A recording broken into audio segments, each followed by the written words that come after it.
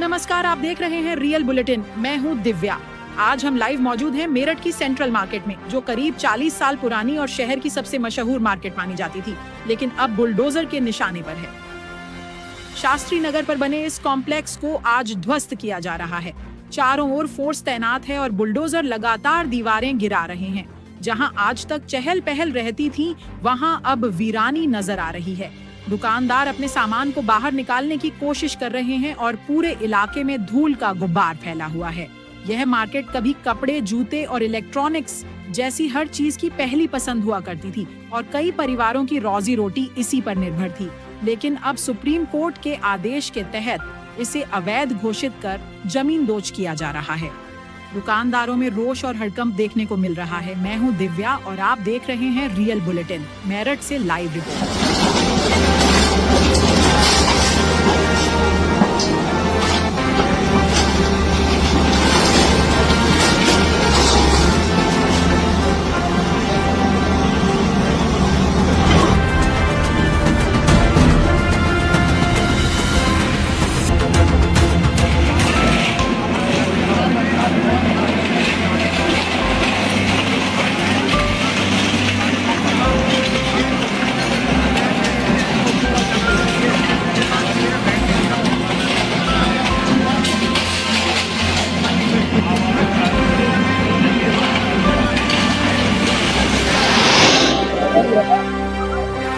देखिए भैया, पिछले 15 साल से हम कानूनी लड़ाई लड़ रहे हैं और हमें पहले तो न्यायालय से उम्मीद थी कि हमें कहीं राहत मिलेगी।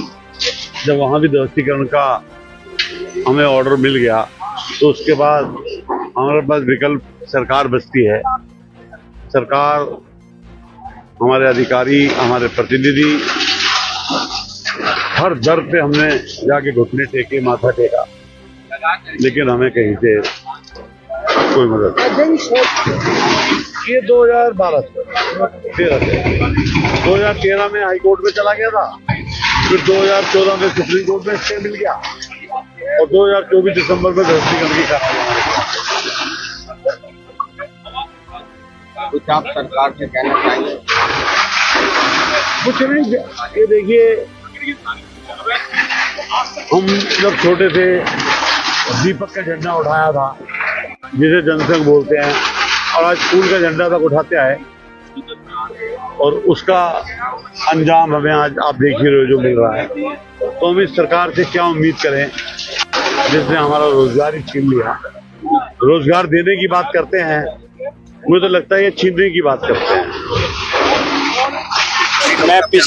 मेरा नाम डॉक्टर संजय गोयल है। मैं फिजिशियन हूँ। मेरी वाइफ डॉक्टर निशी गोयल है, वो गायनिकोलॉजिस्ट हैं। हम यहाँ पे पिछले 35 साल से प्रैक्टिस कर रहे हैं। 35 इयर्स बहुत बड़ा पीरियड होता है, छोटा मोटा पीरियड नहीं होता। आप लोगों की तो उम्र भी होगी इतनी, किसी की नहीं। हमारे पास जो पिताजी अपने बच्चों को लेके आते थे, वो बच्चे बड़े हो गए, उनकी शादी हो गई, वो भी अपने बच्चों को लेके आते हैं। तो इतना पुराना समय से हम यहाँ मरीजों की देखभाल करते हैं। सबसे पहले हम इस मार्केट में आए 1990 में, जब यहाँ मात्र कुछ दुकानें हुआ करती थी। जब से ये मार्केट धीरे धीरे बढ़ता गया, चलता गया, लोगों का विश्वास जमता गया और मार्केट को आज आप देख रहे हो कितना फलता फूलता मार्केट है। लेकिन दुर्भाग्यवश माननीय उच्चतम न्यायालय के आदेश के अनुसार हमें ये कार्रवाई करनी पड़ रही है। हम पूरा सम्मान करते हैं उनके आदेश का, लेकिन इससे बड़ा दुर्भाग्य है ये कि हम इसको बचा नहीं पाए। इसकी वजह से बहुत से लोगों का रोजगार चला जाएगा।